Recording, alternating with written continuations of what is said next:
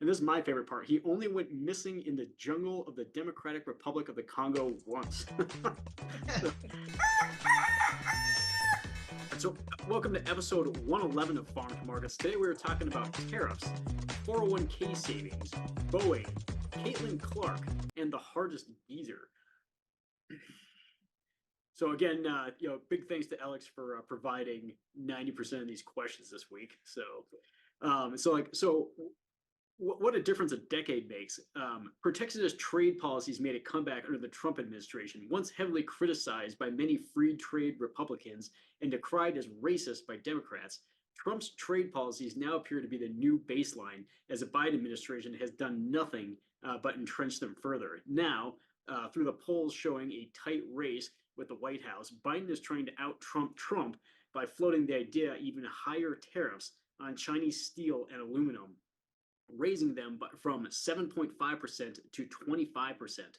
Free traders and globalist politicians, predictably are apocalyptic. Trump, not to be upstaged, is pledged many new tariffs on various imports, plus 60% tariffs on all imports from China. Alex, what are your thoughts on all this, and what are your thoughts on your own question? Yeah. So anybody who's listened to this or watched it or read anything that I wrote know probably what I think about tariffs and trade policy. By and large, I am in favor of tariffs and largely opposed to free trade. But I'll come at it from this angle. Most vitamins that you can get in supplements or from food are pretty good for you, but if you take too much of it too fast, it can poison you. So my concern here is ultimately that in kind of a race to see who can be anti-China the most, you're going to end up with really bad policy. When if you just take it slow and steady over time, I think, like taking a vitamin and exercising, it'll make you healthier and the country will be much better off for it. But if you end up, just taking, 10,000 milligrams of vitamin E, you overdose and poison yourself, stuff like that. So I would say that it's concerning to see in any policy position, really,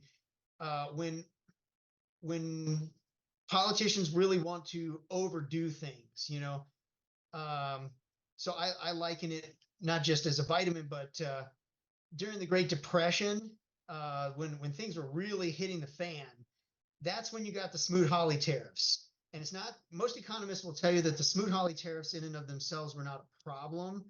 It was that the economy was already in flames, and all they did was make things more difficult and more expensive for people who were already basically unable to keep up with what was going on. And it just made the situation worse. So it's kind of like when a car is careening out of control down the highway, and in order to try and solve the problem, you crank the wheel as hard as you can to the left and pull the handbrake. Obviously, you're going to flip the car. So there's a lot of economic angst going on right now, and I would rather not see people put the gas pedal to the floor on tariffs. I would much rather see a slow and steady increase in them, so that American industry has a chance year after year and over the next several decades to steadily adjust to these, rather than, effectively raise everybody's taxes and prices overnight for political points. Yeah, usually this is usually where we Alex and the rest of us kind of take off the gloves and go at it with protectionist versus free trade stuff. But to me, tariffs are essentially there's a tax on domestic consumers, and I didn't like them during the Trump administration, and I won't like them under the Biden administration if this goes through. The way I see it, it's big government meddling in the affairs of citizens, and it's putting barriers in front of their freedoms. Now, I know that tariffs, they're often used to ensure that there's fair trade in the global marketplace, and sometimes we use them to punish trade partners that don't necessarily play by the rules. But tariffs, they've never really sat well with me. The way I see it, it's we throw the trade advantage in the garbage, and it punishes the American consumers. I think that what Biden is doing is it's more of a political stunt. He wants to appear strong and to woo over some of the voters on the fence. And like the article said, he's trying to out Trump Trump. And the reason I say that, the reason I think it's a political stunt is he's in a tight situation with the economy, and imposing tariffs, they don't seem like a viable solution to the problems. And in my opinion, it would likely make things worse. Well, the tariffs, if they went through at 25%, they might provide short-term relief to some domestic industries, but often they'll lead to higher prices for the consumers and these businesses that rely on those imported goods. I mean, if we went from what was it, 7.5 to 25% on those metals, it would escalate the costs of U.S. manufacturers who need these materials. It also lead to higher prices for goods, anything from like cars to construction materials, and it would probably add more inflation in the economy. So I think what Biden's doing is kind of silly, and I think he's kind of digging himself into a hole. As Alex stated, those of us who've been watching these podcasts and those who've been reading what I write, they know that I am diametrically opposed to Alex's positions on trade in every way, shape, or form. I always equate free trade as if the Chinese want to oppress their own citizens and make them pay taxes in order for the government to subsidize their steel manufacturers so that they can flood the American economy with cheap steel, I salute them with both hands. But to come back and say, well, no, we're going to inconvenience and oppress Americans because the Chinese are oppressing their citizens, that makes absolutely zero sense to me. Even if you don't like the Chinese, let them oppress their own people to the point where their people revolt, and that's the best way to get change. But to start requiring that Americans to pay more for cars and toasters and everything else that's made with steel because we don't like the Chinese right now, that doesn't make any sense to me. Secondly, I don't think Joe Biden actually is going to do this. He's just throwing out all kinds of stuff because the polls just came out a couple of days ago, and he's down 6 points in all of the swing states from 2020. And he's got to do all kinds of stuff. So he's going to be promising forgiveness for student loans.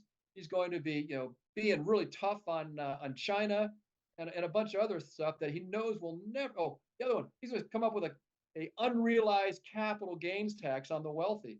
That's never going to fly, but he's pushing for it right now because he is struggling in the polls. So theoretically and philosophically, I'm a free trader. I think the best thing you do is you do the right thing by your citizens and let them find steel as cheap as they possibly can. But I think this is nothing more than a political stunt. Yeah, I think he's also trying to like decriminalize like marijuana too, or something, declassified as like an illegal drug or something like that to try and boost younger people, because that's presumably what they want is more marijuana. So that's good. I think they want to make it a Schedule 3 from a Schedule 1. That's it. What I saw. That's right. But no, the only thing I have to add to this is that we have a nice case study of what happened the last time we went through a like a tariff battle, or like a situation where Trump was raising tariffs. What was it? It was 2000, like January 26th, 2018 through June 30th, 2019.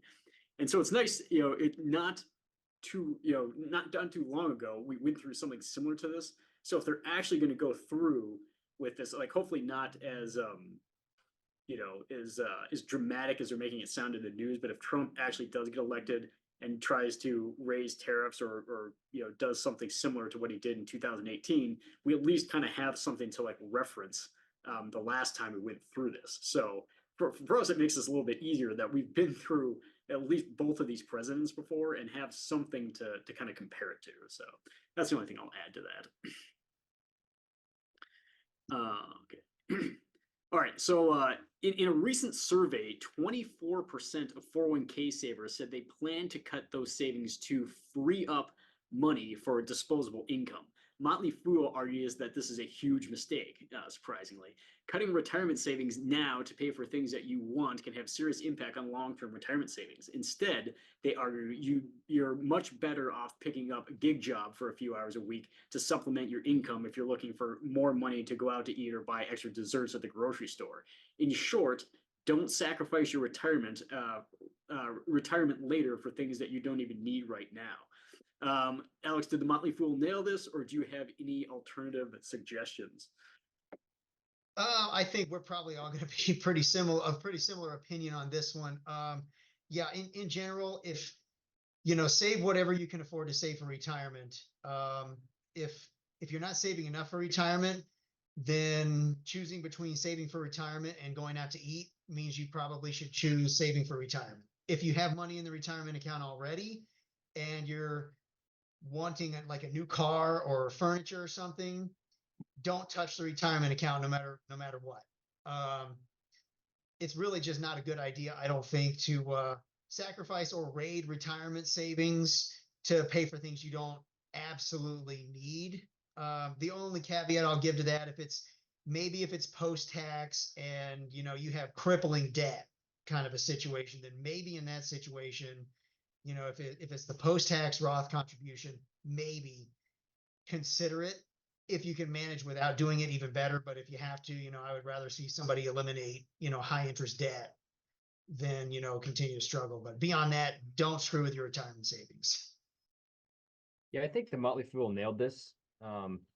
It aligns with the advice I give to folks. Don't continue to save in your 401k. You want to have a good retirement. Make sure that you're going to have financial independence. But at the end of the day, philosophically, I don't really care if someone wants to not contribute to their 401k and they understand the risks that they're doing to their future. They have that right. But what would bug me is if they're like, oh, well, I'm just going to rely on the government or Social Security or someone else is going to take care of me. Don't do that. That will irk me.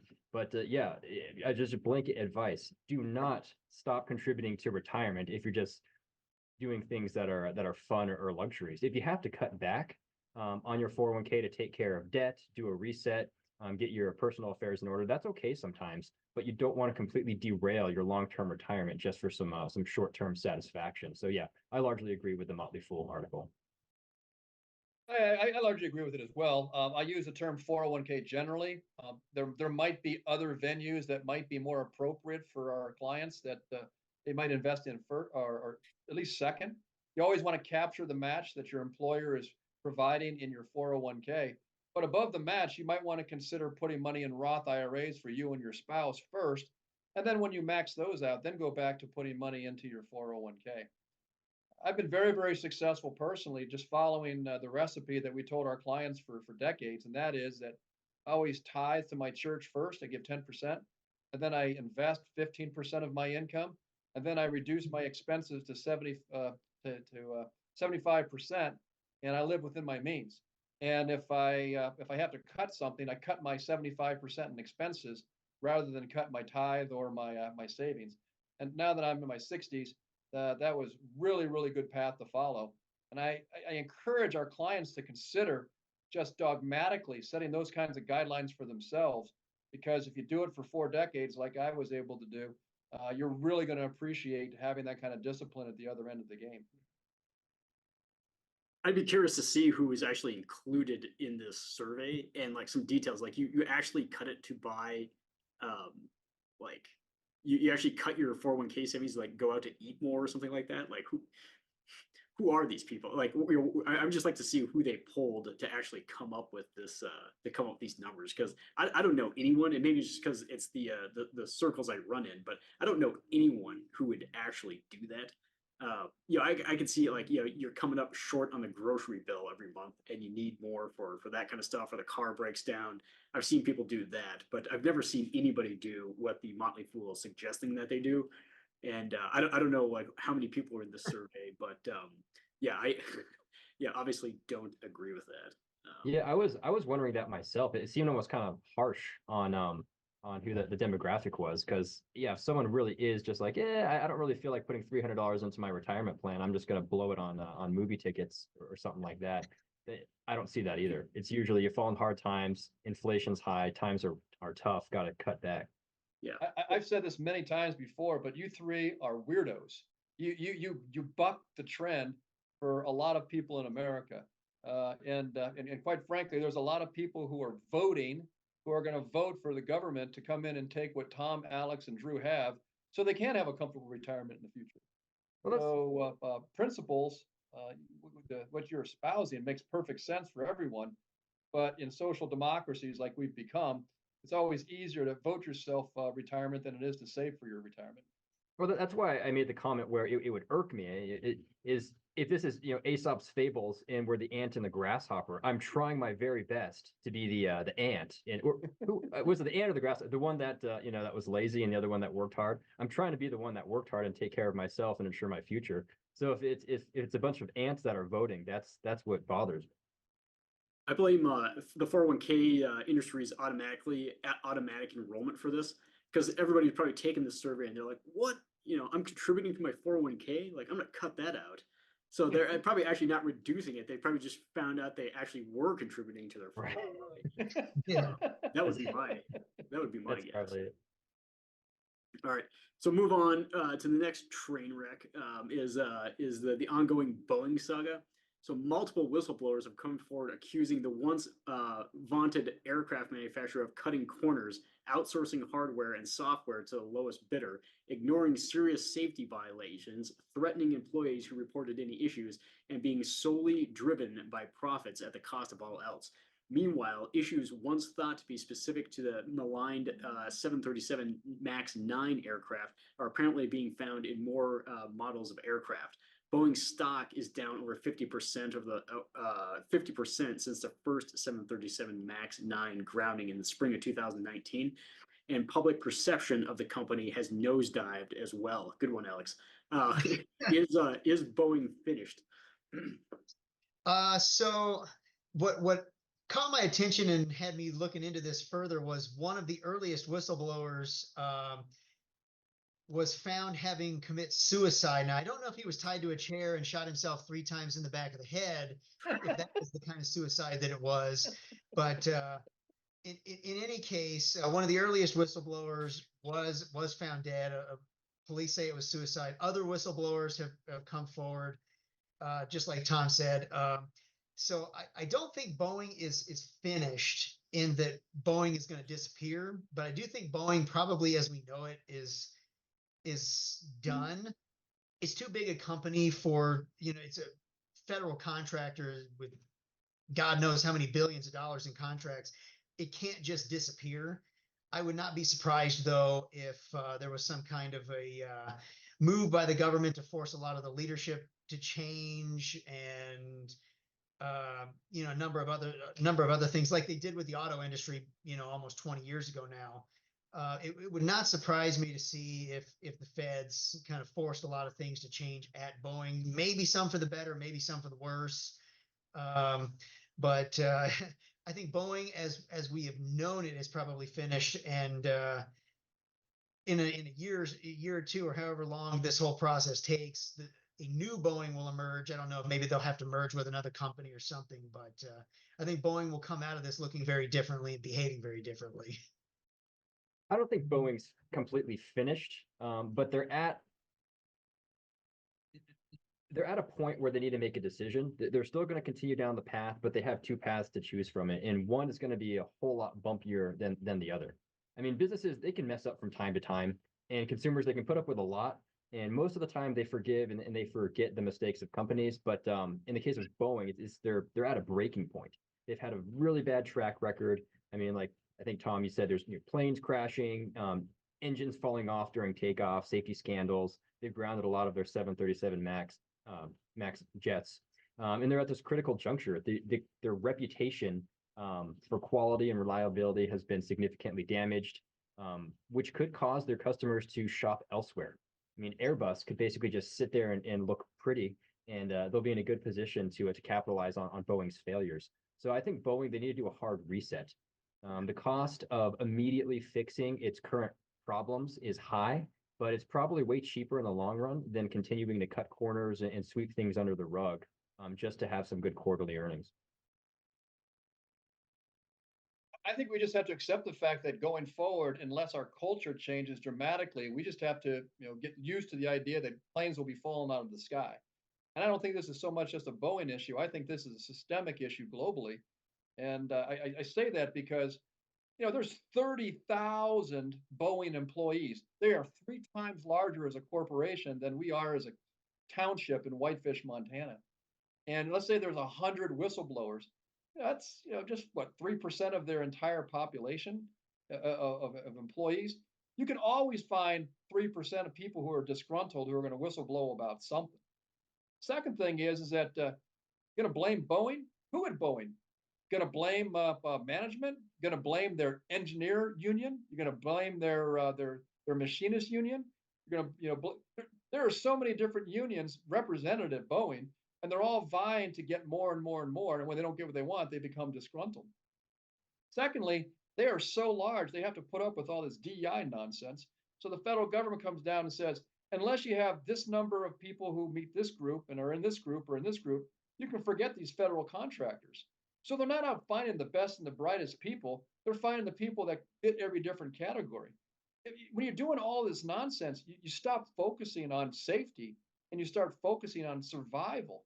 And I think that's kind of where Boeing is. So unless we have a systemic shift in our culture, just get used to planes falling out of the sky. That's terrible. Uh, I don't think they're going anywhere. There's really only 3, maybe 4 aircraft manufacturers in the world. There's Airbus, there's Boeing, there's Embraer or Embraer. I don't know how you say it. And then there's there's the COMAC, or like the Commercial Aircraft Corporation of China. And Boeing is a huge supplier of aircraft to the globe. And from what I read, their relationship with the government is pretty intertwined. Because when all the 737 stuff was going on, the FAA was reluctant to ground the Max because they had such a cozy relationship or something like that I read. So they're certainly having a lot of problems. There's a lot of scary things that you're reading about in the news, like people leaving ladders and in the airplane, and there's like nails and stuff like that don't get cleaned up. But I don't think they're going anywhere because I think they have there's not that there's such a high demand for aircraft, and there's not that many people that make them. But who knows? I saw Embraer has another aircraft to compete with the 737. So good on them for capitalizing on Boeing's mistakes. So it could be that Embraer or Embraer, however you say it, takes some of their market share, but I don't think they're going anywhere because of this. All right. Okay, so man, we were running out of time here, so I got to get going. But Caitlin Clark, who recently broke the all-time men's and women's scoring record in NCAA basketball, was just drafted by the WNBA's Indiana Fever, #1 overall. Very quickly, the Fever announced that they had signed her to a 4-year, $380,000 contract, which is initially a great moment for Clark, quickly sparked a debate online that even President Biden commented on about the pay disparity between NBA and WNBA players. Critics of Clark, quote unquote, he reads whatever's on the teleprompter. Critics of Clark, quote unquote, low pay lament that some of the best female athletes in the WNBA make pennies on the dollar compared to even mediocre male players in the NBA. Others will point out that the WNBA is subsidized by the NBA and only brings in about $60 million in TV rights fees annually, compared to $2.7 billion for the NBA. Do you think women? Do you think that the women of the WNBA are underpaid? Spoiler alert, no. I will say that I kind of liken this to, there are a lot of professional baseball players in the United States, and most of them don't play in the major leagues. So, why is somebody for the low A minor league farm team for your favorite MLB franchise not making the same as a starting pitcher on the major league roster? Well, it's because very few people actually want to go watch a low A minor league game, and nobody wants to pay for the TV rights for it. Everybody wants to go see Major League Baseball games, and people are willing to pay billions for the TV rights. The reality, whether it's unfortunate, I guess is up to your opinion, but the reality is that very few people want to watch the WNBA compared to the NBA. And since TV rights deals are where all the money is made, and the NBA, the term dwarves doesn't even begin to describe the NBA versus WNBA TV rights. Of course, WNBA players who get a fairly similar revenue split. It's not quite as lucrative for WNBA players as it is for NBA players, but it's pretty close. So of course, if you have a roughly 50-50 revenue split between players and ownership, and the overall revenue disparity is this high, of course you're going to have pay disparity that big. I don't believe that two different leagues with two totally different revenue structures and two different viewerships need to have the exact same pay. I'm going to stay away from using the word should or ought, and I'm just going to say I think that the marketplace is paying WNBA players what they're deemed to be paid based on where they're at. I mean, look, one of the main reasons why the WNBA players make less money than NBA players is because the league simply generates less revenue. It's a fact. The NBA is a multi-billion-dollar industry with this huge global fan base and these big lucrative television deals, while the WNBA generates just a small fraction of the revenue of the NBA, and they have a much smaller, less loyal fan base. So this means that there's less money available to pay the players, which translates to lower salaries. If we want to start forcing people to watch the same amount of NBA games as WNBA games and buying the same amount of apparel at the same price, and we want to start having companies pay the same advertising to be on these television stations that run these WNBA games, then we're going to solve the problem. But if you let people make their own decisions, then the marketplace is going to determine where the salaries are. Where's the equity going to come from? I mean, if Caitlin Clark should be paid the same as the NBA, where's the money going to come from? To Drew's point, is that are we going to force ticket buyers to pay much higher tickets than what they're paying now? Heck, you're probably giving away tickets now to get some people to fill the seats for the WNBA. But we can always say these prescriptive things about society, but when we actually come down to how we're going to pay for it, that's where the rubber meets the road. And secondly, is that I don't think Caitlin Clark was ever blocked from getting picked up in the NBA draft. It's just that she didn't get drafted for a reason. She couldn't make it up there. So most consumers of basketball want to see the very, very, very best. If they wanted to see the very, very best 4-year-old girls team, at their local YMCA, they'd be doing that. But they're not. They're paying more for NBA because that's what they want to see. Yeah, it boils down to like how much money you have. The whole thing is a bit backwards though, because you get like somebody like Shohei Ohtani who makes a 700 million over like what 10 years or something like that. It's just insane, and like it's not like he's a doctor or he's like curing cancer or like sending us to space. He hits a ball with a bat. Granted, he's a gigantic human being. I mean, if you've ever seen that guy, he's like tall relative to other professional athletes. But the fact that he gets paid 700 million, to try and hit a baseball is shocking. But that's what people want to see, I guess. So that's the way it works out. So but it just comes down to like what do people want to watch? And from what I think the women's NCAA was like probably one of the most watched events in recent history or something like that. I thought I saw that. So if you can continue to generate the momentum for women's sports, then someday you will get paid that much. Mm-hmm. All right, the last one, we have about 2 minutes left, is that so this 26-year-old British man who goes by the name the Hardest Geezer began jogging from the southernmost point of Africa with a goal of becoming the first person to run the entire length of the continent.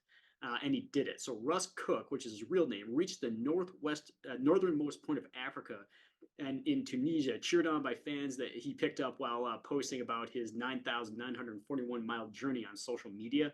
Over the 352 days, Cook ran the equivalent of 376 marathons. And this is my favorite part. He only went missing in the jungle of the Democratic Republic of the Congo once. So what do you think about this? He ran the entire length of Africa. Like, do you think this is a big accomplishment, or like what do you think about it? Yeah, congratulations to him. He put his mind to doing something and he did it. Great job on accomplishing the goal and not becoming bushmeat in the process. Now, this is awesome. As someone who has averaged a marathon a day for multiple days in a row, this is insane. The physical ability and just mental strength of this guy is incredible. Good on him. I think he should be paid more than Caitlin Clark.